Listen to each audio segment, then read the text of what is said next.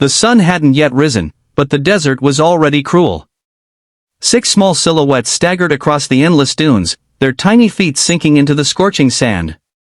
Their lips were cracked, their bellies empty for days. The eldest, a 12-year-old girl named Lila, clutched the hand of her youngest, 4-year-old Sammy, whose whimpers had grown so faint they barely carried over the wind. Behind them, the tracks of their desperate journey stretched into oblivion, a silent cry for help no one seemed to hear. They were alone, abandoned by the smuggler who'd promised their parents a better life across the border. Left to die under a sky too vast to care. How had it come to this? And who, in this unforgiving wasteland, could possibly save them? The children's story began weeks earlier in a small, crumbling village south of the border. Lila's parents, like the others, had scraped together every penny to pay for safe passage to a place where their children could eat, learn, and dream without fear. The smuggler, a man with a snake's smile, had sworn he'd guide them to safety. Lila, sharp-eyed and fiercely protective, didn't trust him, but what choice did they have? Her parents hugged her tight, whispering prayers into her hair, and trusting her to lead her 3 siblings, 10-year-old Mateo, 7-year-old Rosa, and little Sammy. Alongside them were 2 cousins, 11-year-old Javier and 9-year-old Elena, whose parents had made the same desperate gamble. The 6 children, bound by blood and hope, set off into the night. The journey was grueling from the start. The smuggler packed them into a rusted van with no windows, the air thick with sweat and fear. Days blurred into nights, with only stale bread and sips of warm water to sustain them. Lila kept the younger ones calm, telling stories of the new life waiting, schools with bright books, parks with swings, a world where no one went to bed hungry. But her own heart pounded with doubt. Then, 3 nights ago, the smuggler's patience snapped. Too slow, he snarled, dumping them in the desert with a half-empty jug of water and a vague point toward the north. Keep walking. You'll make it.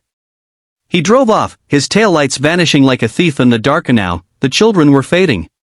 Mateo, usually bold and quick to joke, hadn't spoken in hours, his eyes glassy with exhaustion. Rosa clung to Lila's shirt, whispering, "Are we going to die?" Lila forced a smile, lying through her teeth. "No, mi amor. Someone's coming for us." But the truth gnawed at her. The water was gone. Sammy's coughs were dry and ragged. Javier, trying to be brave, had twisted his ankle and limped painfully, while Elena's quiet sobs broke Lila's heart. The desert didn't care about their dreams or their courage. It was a monster, swallowing them whole. Miles away, on a dusty ranch at the desert's edge, lived Clara Mendoza, a 62-year-old widow with a face carved by grief and grit.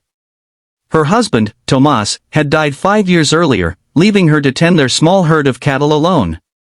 Clara's life was solitary, her days filled with the creak of her rocking chair and the ghosts of the family she'd lost, not just Tomas, but the baby girl they'd buried decades ago, a wound that never healed. The townsfolk called her tough, but Clara felt brittle, like old leather left too long in the sun. She avoided people, preferring the company of her dog, Cisco, and the wide, quiet land that asked nothing of her. That morning, Clara woke with a strange restlessness. She stepped onto her porch, coffee in hand, and scanned the horizon. Something caught her eye, a faint shimmer, like heat rising off the sand. Cisco whined, his ears pricked. Clara squinted, her gut telling her it wasn't just a mirage. She grabbed her binoculars, and her breath caught. Shapes. Small ones. Moving slowly, then collapsing. Children. Her heart lurched, a mix of fear and instinct. She didn't hesitate. Throwing on her boots, she loaded her truck with water, blankets, and food, Cisco leaping into the cab beside her. The desert was no place for kids. She knew its cruelty too well. Back in the dunes, Lila's strength was failing. She'd carried Sammy for hours, her arms burning, her legs shaking. The others trailed behind, their faces blank with despair. Just a little farther, Lila gasped, though she didn't believe it. Then, a sound, a low rumble, like thunder. She froze, shielding her eyes against the glare. A dust cloud rose in the distance, and from it emerged a battered pickup truck. Lila's heart leapt, then sank. Was this another smuggler? A border patrol ready to tear them apart? She pulled the children close, ready to fight with whatever she had left. Clara slammed the truck to a stop, her boots hitting the sand before the engine quit. She saw them, 6 small figures, huddled together, their eyes wide with fear. "Oh, Dios mío," she whispered, her voice cracking. She approached slowly, hands raised, her Spanish soft and steady. "I'm here to help. You're safe now." Lila stared, distrust warring with desperation. Sammy whimpered, and Lila's resolve broke. She nodded, tears spilling down her cheeks. Clara knelt, offering a water bottle. The children drank greedily, their small hands trembling. Clara's eyes stung as she wrapped blankets around their shoulders, her heart breaking for these strangers who felt, in that moment, like her own. Getting them to the ranch was only the first hurdle. Clara knew the risks. Harboring undocumented children could bring trouble, maybe even jail. But she couldn't turn them away. At her small house, she fed them warm tortillas and beans, watching their faces light up with each bite. Sammy curled into her lap, his tiny body finally still. Lila, though, stayed wary, her eyes tracking Clara's every move. "Why are you helping us?" she asked, her voice hard despite her youth. Clara hesitated, then spoke plainly. "Because I lost someone once. And I couldn't save her. But I can save you." The next days were a blur of challenges. Clara's ranch had no phone signal, and the nearest town was an hour away. She needed to get the children medical care. Sammy's cough was worsening, and Javier's ankle was swollen, but she feared alerting authorities who might deport them. The children's stories spilled out in fragments, their parents' sacrifices, the smuggler's betrayal, their terror in the desert.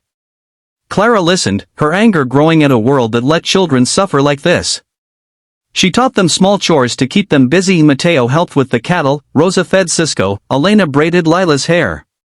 Slowly, trust grew. Lila even smiled once, a flicker of the girl she'd been before the desert stole her childhood. Clara faced her own demons, too. Helping the children stirred memories of her daughter, Sophia, who'd died at 3 from a fever they couldn't afford to treat. The guilt had hardened Clara, but now, with Sammy's small hand in hers, she felt something crack open. She wasn't just saving them, she was saving herself. Yet the clock was ticking. Sammy needed a doctor, and Clara couldn't hide 6 kids forever. She made a choice. She'd drive to town, find a trusted friend who ran a clinic, and beg for discretion. It was risky, but she couldn't let fear win. The trip to town was tense.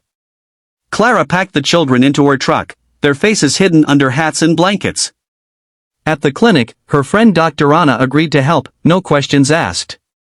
Sammy got antibiotics, Javier a brace. Anna whispered to Clara, "You're doing the right thing, but you need a plan. They can't stay hidden." Clara nodded, her mind racing. She couldn't keep them, but she couldn't let them go into a system that might tear them apart. That night, back at the ranch, she sat the children down.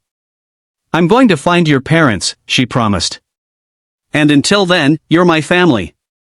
Clara spent sleepless nights making calls, tracking down contacts across the border. It was agonizingly slow. Most families were in hiding, terrified of deportation. But she didn't give up. Meanwhile, the children brought life to the ranch. Mateo's laughter echoed as he chased Cisco. Rosa drew pictures of the desert, turning its cruelty into art. Lila, finally softening, helped Clara cook, their quiet moments filled with unspoken understanding. Clara taught them to ride her old horse, their squeals of joy healing parts of her she'd thought were dead. For the first time in years, her house felt like a home. Weeks later, a breakthrough came. Clara found Lila's parents through a network of activists. They'd been detained but released, now living in a small apartment, frantic with worry. One by one, Clara located the other families. The reunions, arranged in secret, were gut-wrenching.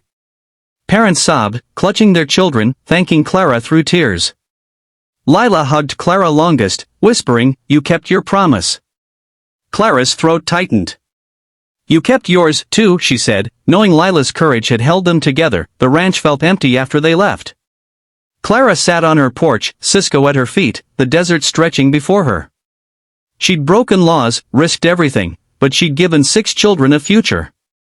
And they'd given her something, too, a reason to keep going, to believe in goodness again. She wasn't alone anymore.